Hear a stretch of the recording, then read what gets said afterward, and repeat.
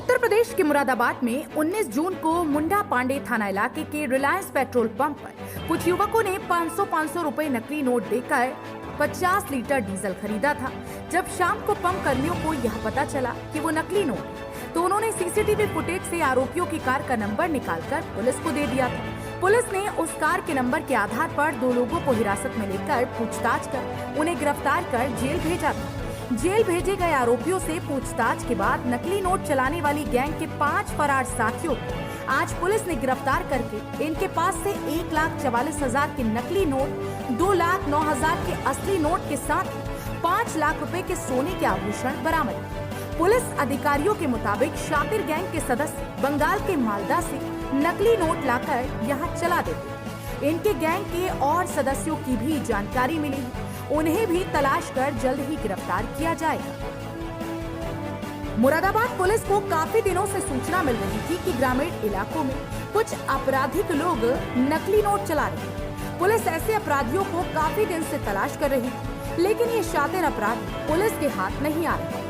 19 जून को इन अपराधियों ने मुंडा पांडे थाना इलाके के दिल्ली लखनऊ हाईवे पर रिलायंस पेट्रोल पंप पर नकली नोट देकर 50 लीटर डीजल खरीदा, तो पुलिस को सीसीटीवी फुटेज से अपराधियों की कार का नंबर मिला।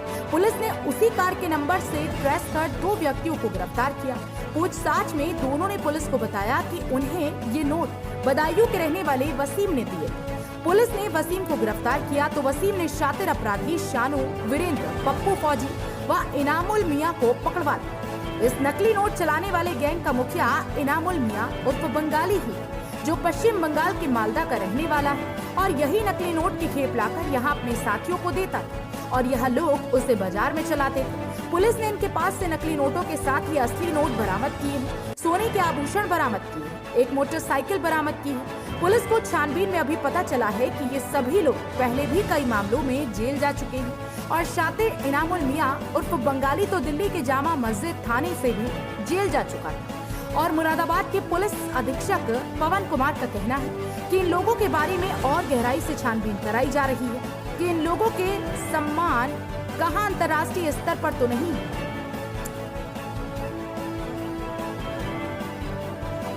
मुरादाबाद के पुलिस अधीक्षक पवन कुमार का कहना है कि इन लोगों के बारे में और गहराई से छानबीन कराई जा रही है कि इन लोगों के संबंध कहीं अंतर्राष्ट्रीय स्तर पर तो नहीं है। वहीं पकड़े गए गैंग के सदस्य वसीम का कहना है कि वह तो पहली बार ही लालच में आ गया था और नकली नोट लेकर चला रहा था।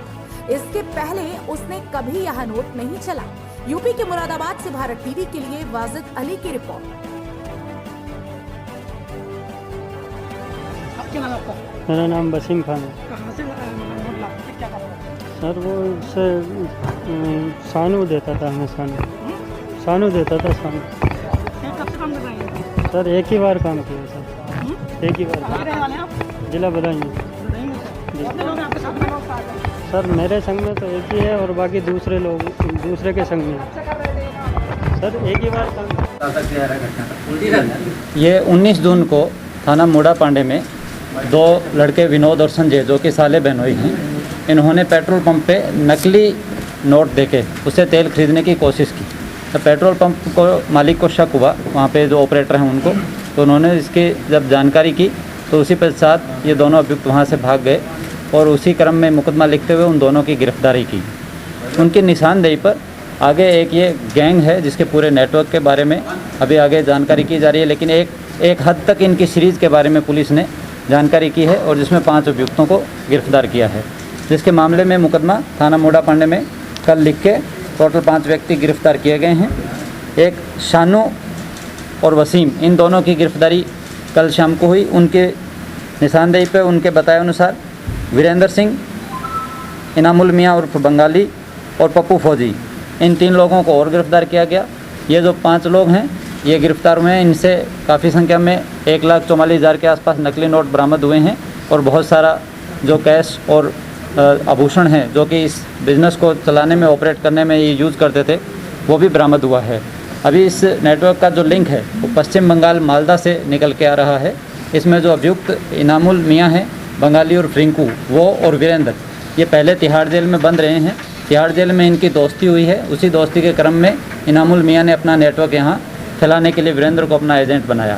वीरेंद्र की आगे जानकारी धीरे धीरे बढ़ती गई और उन्होंने ये नेटवर्क का अपना विस्तार किया।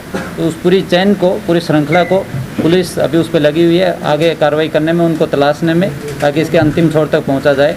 और ये पश्चिम बंगाल में नोट कहाँ से आते थे, कहाँ इनके छपते हैं, इसके बारे में आगे गहराई से इसकी छानबीन की जा रही है। कितना पैसा बरामद हुआ? 1,44,000 के नकली नोट बरामद हुए। सर इनका नेटवर्क कहाँ कहाँ फैला है सर, किन राज्यों में?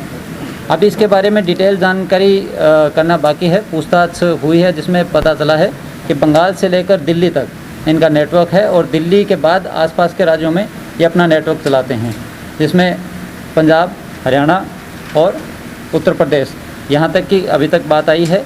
इसके अलावा और कहाँ कहाँ है उसके बारे में पुख्ता जानकारी उपलब्ध करवाई जाएगी, जिसकी पूछताछ चल रही है। आपराधिक इतिहास सर पिछला? हाँ, इनके आपराधिक इतिहास हैं। पहले जो इनामुलियाँ हैं, जो मेन इसमें है, जो बंगाल से पैसे लेकर आते हैं, वो तिहाड़ जेल में बंद रहे हैं। और जो वीरेंद्र हैं वो नारकोटिक्स का भी काम करते हैं। वो नारकोटिक्स के मामले में दिल्ली पुलिस ने उनको गिरफ्तार करके तिहाड़ जेल में भेजा था। तो जहाँ पे ये ऑलरेडी जेल में बंद थे और वहाँ से इनका ये आगे नेटवर्क शुरू हुआ है। कब से नेटवर्क? नहीं, इसके बारे में अभी कोई सूचना इस तरीके की नहीं है कि क्या अंतर्राष्ट्रीय स्तर पे इनका कोई संबंध है या नहीं है। उसके बारे में डिटेल से छानबीन की जाएगी। जैसे चुनाव आने वाले हैं, तो चुनाव में कहीं ना कहीं ऐसा तो नहीं है कि इनकी सरगर्मियाँ देखी जा रही हों, चुनाव में कहीं पैसा देते हों, नकली नोट देते हों, ऐसा कुछ? नहीं, अभी जिस मात्रा में ये जितनी बड़ी रकम बरामद हुई है और जिन जिन अभियुक्तों से संख्या बरामद हुई है, उससे ऐसा कोई प्रतीत नहीं हो रहा है कि चुनाव में कहीं नकली नोट का है। ये अपने जो नोट हैं, जैसे 10,000 के नोट इनको मिलते थे असली देके, इनको 12,000 के नकली नोट मिलते थे, जिससे अपना ये घरेलू कामकाज में और उसको आगे दूसरे लोगों को देने में, इस नेटवर्क को फैलाने में, जितना बड़ा नेटवर्क इनका बनेगा उतनी ही इनकी सर्कुलेशन बढ़ेगा। इसके लिए ये प्रयासरत है। सर आरोपियों का एजुकेशन प्रोफाइल क्या है? एजुकेशन प्रोफाइल अभी तक इनके बारे में जानकारी हमने की नहीं है, इसके बारे में अभी देखा जाएगा। लेकिन इस बिज़नेस को करने के लिए इनके एजुकेशन प्रोफाइल का बहुत महत्व नहीं है।